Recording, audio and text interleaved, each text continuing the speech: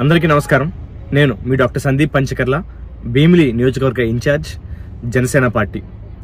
గడిచిన కొన్ని రోజులుగా నేను మీ అందరితో కొన్ని విషయాలు పంచుకోవాలని చెప్పి అనుకున్నాను. కానీ సరైన సందర్భం కోసం చూడటం కానివ్వండి, అది నేను ఎలా చెప్పగలుగుతానో, అది మీకు ఎలా అర్థమవుతుందనే విషయం తెలియక నేను చాలా సంకోచించాను. కానీ ఈరోజు జరిగిన 2 సంఘటనలు చూశాక కూడా నేను మాట్లాడకపోతే అది నా తప్పు అవుతుంది అని చెప్పి అనిపించి మీ అందరి ముందుకు వచ్చాను.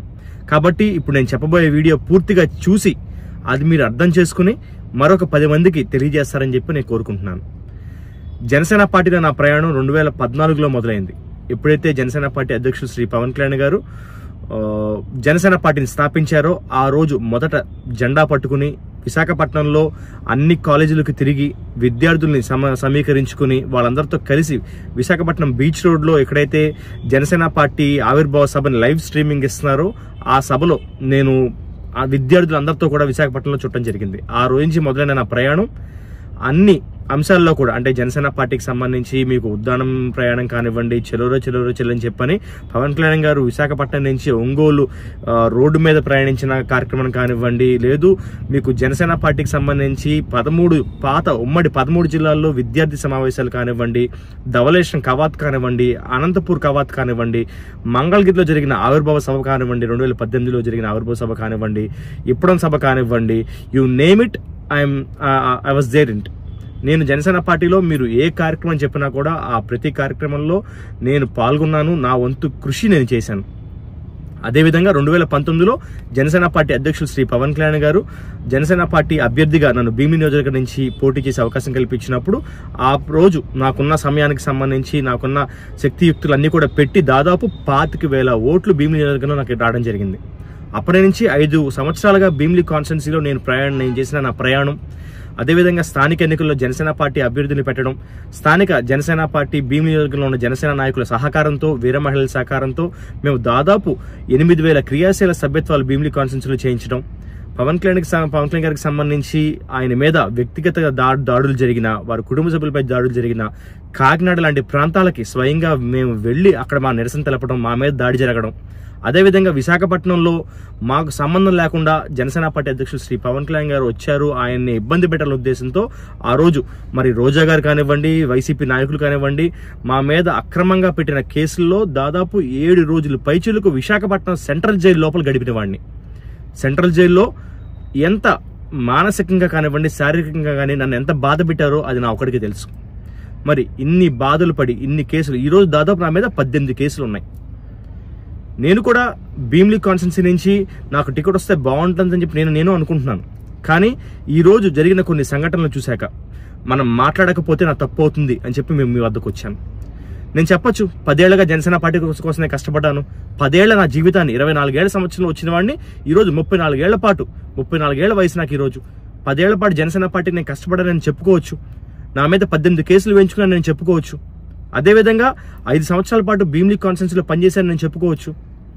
8,000 క్రియాశీల సభ్యత్వాలు చేశానని చెప్పుకోవచ్చు. కానీ వీటన్నిటికంటే పవన్ కళ్యాణ్ గారి ఆశయం గొప్పది. ఈరోజు పవన్ కళ్యాణ్ గారి పైన జరుగుతున్న దాడిని చూశాక టికెట్లు కావాలి, ఇంకా ఎక్కువ కావాలి, మరిన్ని ఎక్కువ కావాలి, 24 సరిపోవు, 50 కావాలి, లేదు 40 కావాలి, 60 కావాలి అని చెప్పి మనల్ని రెచ్చగొట్టేవాళ్ళు మన చుట్టూతోనే ఉన్నారు. కానీ అధ్యక్షులు పవన్ కళ్యాణ్ గారు ఆయన ఎంత బాధ అనుభవిస్తున్నారు రాష్ట్రం కోసం, ఎన్ని త్యాగాలు చేశారు, ఎన్ని పోరాటాలు చేశారు, ఎన్ని మానసిక దాడులు ఎదుర్కొన్నారు, ఎంతమంది పవన్ కళ్యాణ్ గారి కుటుంబ సభ్యుల మీద దాడి చేశారు. గతంలో ప్రజారాజ్యం అనే ఒక పార్టీని పెట్టి దాన్ని మళ్ళీ కాంగ్రెస్లో విలీనం చేశాక ఆ జరిగిన పరిణామాలు కూడా పవన్ కళ్యాణ్ గారు భరించారు.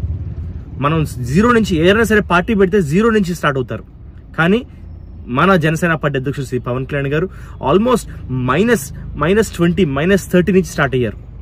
కింద ఉన్న మీకు నేల మీద నడవడం ఈజీ, కానీ మీకు కింద గొయ్యిని పూడ్చుకుని ఒక నేలగా మార్చుకుని ఆ నేల మీద నడవడం చాలా కష్టం.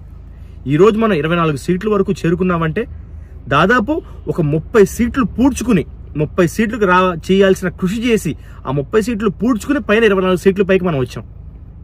ఆ విషయం మీరు అర్థం చేసుకోవాలి. ఈరోజు 2 సంఘటనలు నన్ను ఈ వీడియో చేయడానికి కారణం.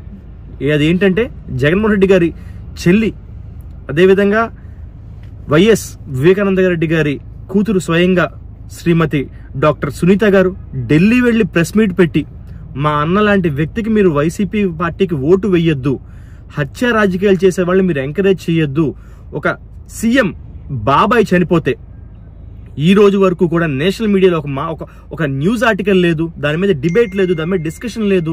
రాష్ట్రంలో ఏం జరుగుతుంది, దేశంలో ఏం జరుగుతుంది, ఎంత ఇన్ఫ్లుయెన్స్ జరుగుతుంది మీడియా మీద, ఎంత ప్రెషర్ పెడుతున్నారనే విషయం చాలా క్లియర్గా స్పష్టంగా చెప్పారు ఆవిడ.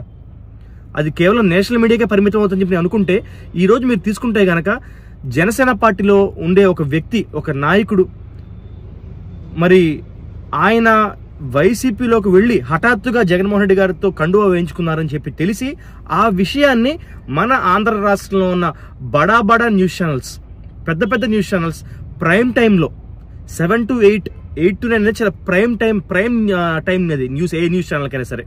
మరి ఆ టైంలో ఈరోజు సునీత గారు ఢిల్లీలో మాట్లాడిన మాటలు, ఏ విధంగా వాళ్ళ నాన్నగారు చంపబడ్డారు, మరి దాంట్లో జగన్మోహన్ రెడ్డి గారు ఏ విధంగా ఇన్వాల్వ్ అయ్యి ఉన్నారు, మరి దాంట్లో నిందితుల్ని ఎందుకు పట్టుకోవట్లేదు, సిబిఐ ఎంక్వైరీ వేయమని అడిగితే జగన్మోహన్ రెడ్డి గారు ఆవిడతో ఏం చెప్పారనే విషయాల్ని చాలా స్పష్టంగా జగన్మోహన్ రెడ్డి గారి చెల్లి అయ్యుండి, వివేకానంద రెడ్డి గారి కూతురు అయ్యుండి ఆవిడ అంత క్లియర్గా మాట్లాడితే దాని మీద ఈరోజు ఆంధ్ర రాష్ట్రంలో డిస్కషన్ ఎక్కడ కనబడట్లేదు.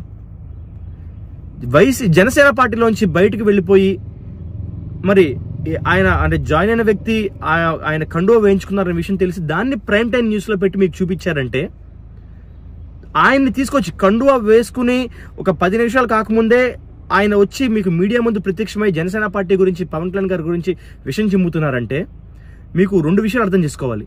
ఉదయం జరిగిన సంఘటన ద్వారా డాక్టర్ సునీత గారి ద్వారా జగన్మోహన్ రెడ్డి అనే వ్యక్తి ఎంత క్రూరంగా ఉంటారు, ఆయన తెలుసుకుంటే ఎంత ఎక్స్టెంట్ వరకు వెళ్తారనే విషయం మీరు అర్థం చేసుకోవాలి.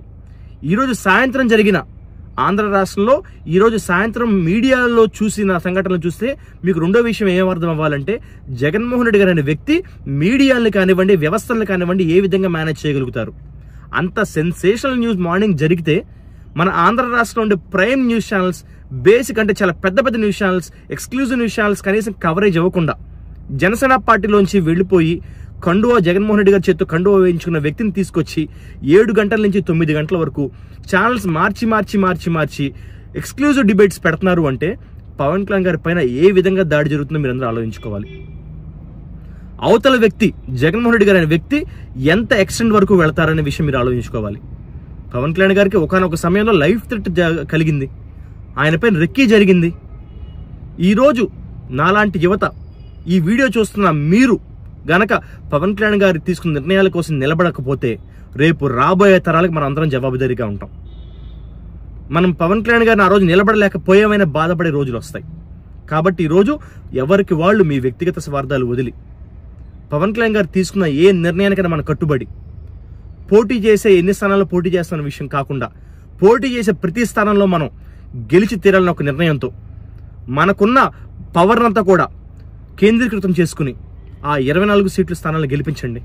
పవన్ కళ్యాణ్ గారు ఒక్క గొంతు ఉంటేనే అసెంబ్లీ దద్దరిల్లిపోతుంది, ఒక మీనింగ్ఫుల్ డిబేట్స్ జరుగుతాయి, మంచి స్టేబుల్ పాలసీస్ వస్తాయి, యువతకు ఉద్యోగాలు వస్తాయి. అలాంటిది పవన్ కళ్యాణ్ గారితో పాటు 24 మంది జనసేన పార్టీ నాయకుల గొంతు అసెంబ్లీలో వింటే మన భవిష్యత్తు మారిపోతుంది, మన తరతరాలు మారిపోతాయి. ఆంధ్రప్రదేశ్కి ఒక స్టేబుల్ గవర్నమెంట్ వస్తుంది. ఈ విషయాన్ని నుంచి మనం డైవర్ట్ చేయడానికి పవన్ కళ్యాణ్ గారి పైన కులం పేరుతో ఆయన దూషించడం, లేదంటే ముందు నుంచి పనిచేస్తున్న జన సైనికులు దూషించడం. ఈరోజు నేను చెప్పాలంటే జనసేన పార్టీ కోసం నేను పనిచేసినంత, జనసేన పార్టీ కోసం నేను కష్టపడినంత, జనసేన పార్టీ కోసం నా మీద ఉన్న 18 కేసులు వేయించుకున్నంత ఉన్నవాడు ఉంటే నాతో డిబేట్ చేయండి. నేనే సిద్ధంగా ఉన్నాను. పవన్ కళ్యాణ్ గారు తీసుకున్న ఏ నిర్ణయానికైనా కట్టుబడి పవన్ కళ్యాణ్ గారితో నడవడానికి నేను సిద్ధంగా ఉన్నాను. 24 ఏళ్ల వయసు నుంచి ప్రారంభమైన నా జనసేన పార్టీతో నా ప్రయాణం నాకు ఊపిరినంత వరకు కూడా జనసేన పార్టీతోనే ముందుకు సాగుతుంది. మరి మీరు ఎంత టైం కేటాయించారు జనసేన పార్టీకి, ఎంత పని చేశారు జనసేన పార్టీకి, ఎంత కోల్పోయారు జనసేన పార్టీ కోసం మీరు చెప్పండి.